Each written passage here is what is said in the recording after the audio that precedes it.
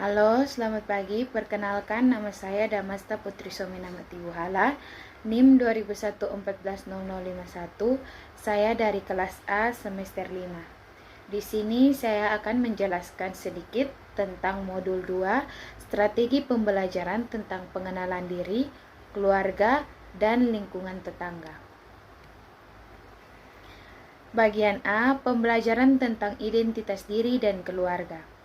Dalam pembelajaran IPS, ruang lingkup interaksi sosial di lingkungan keluarga terdiri dari interaksi dengan kontak primer dan interaksi kontak sekunder. Kontak primer adalah interaksi yang dilakukan secara langsung, sedangkan kontak sekunder adalah interaksi melalui pihak ketiga. Arti penting dari komunikasi sosial adalah bahwa seseorang menyampaikan pesan melalui pembicaraan, gerak-gerak isyarat, atau sikap untuk dipahami oleh pihak lainnya. Perasaan-perasaan apa yang ingin disampaikan oleh seseorang dapat dipahami oleh lawan komunikasinya.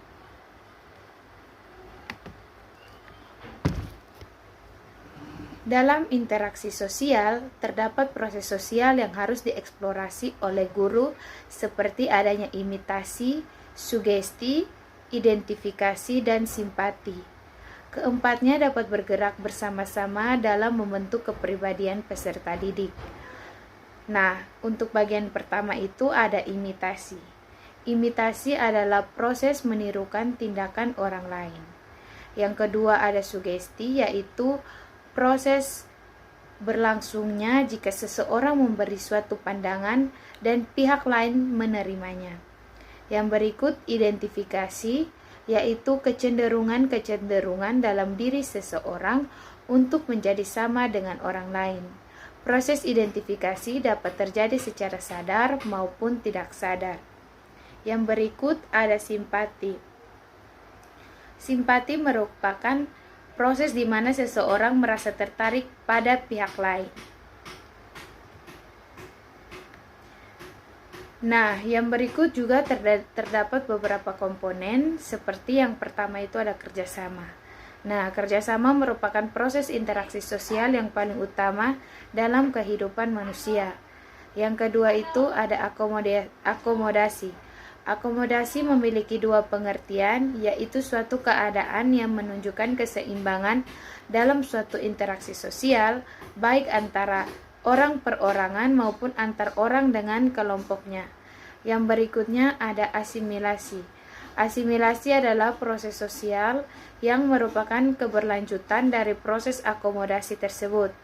Yang berikutnya ada akulturasi, yaitu proses sosial yang timbul bila dua kelompok kebudayaan yang berbeda itu bertemu. Bagian B, pembelajaran tentang lingkungan rumah dan peristiwa penting dalam keluarga. Setelah anak mengetahui tentang identitas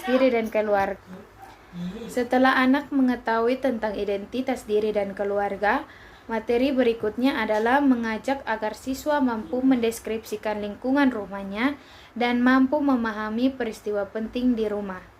Untuk menyampaikan materi keadaan lingkungan rumah, siswa dapat diajak untuk menyebutkan satu persatu nama benda yang ada di rumahnya. Guru juga dapat menampilkan gambar-gambar peralatan rumah tangga sambil mengenalkan berbagai perkembangan teknologi alat rumah tangga tersebut.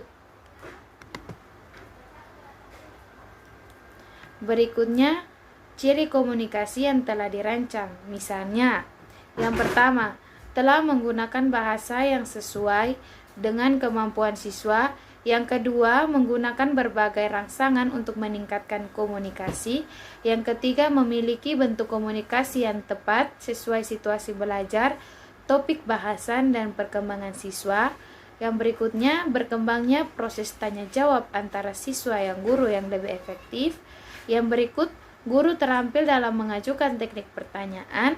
Yang berikut, guru dapat menggunakan bahasa tubuh dan dengan efektif juga memahami bahasa tubuh siswa. Misalnya, guru harus mengetahui dengan cepat tentang siswa yang menghadapi masalah, sakit, maupun lain sebagainya. Yang berikutnya, Guru dapat menghidupkan kehangatan suasana kelas, yaitu misalnya dengan humor, kedekatan, maupun sentuhan. Serta yang berikutnya, guru dapat mengendalikan suasana kelas dengan menghilangkan kendala atau gangguan komunikasi. Berdasarkan kompetensi yang dipersyaratkan di atas, dalam kelas guru akan dioptimalkan untuk mengambil perannya. Seperti yang pertama, subjek ahli dalam proses pembelajaran, artinya sebagai sosok yang berkompetensi di lingkungan proses pembelajaran.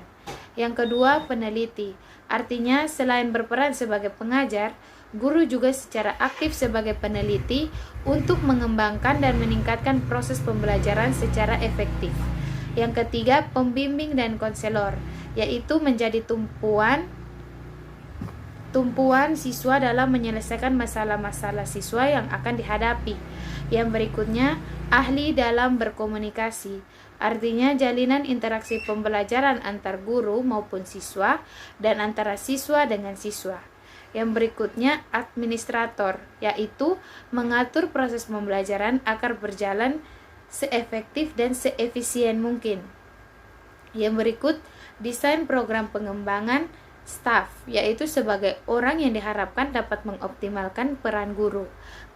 Penerang program, yaitu menerangkan atau menjelaskan setiap program kepada orang tua siswa atau masyarakat pembuat dan pengguna media pembelajaran. Yang berikut bagian C, pembelajaran tentang peran dalam keluarga dan lingkungan. Ada dua cara utama bagi seseorang untuk memperoleh status sosialnya, yaitu yang pertama, askrip status, atau status yang diperoleh secara otomatis dan tanpa ada usaha.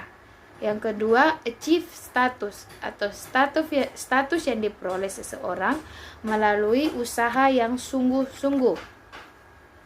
Akhirnya dapat disimpulkan bahwa status sosial akan mempengaruhi kepribadian seseorang, dan sebaliknya kepribadian juga akan menentukan keberhasilan dalam menduduki peranan sosialnya.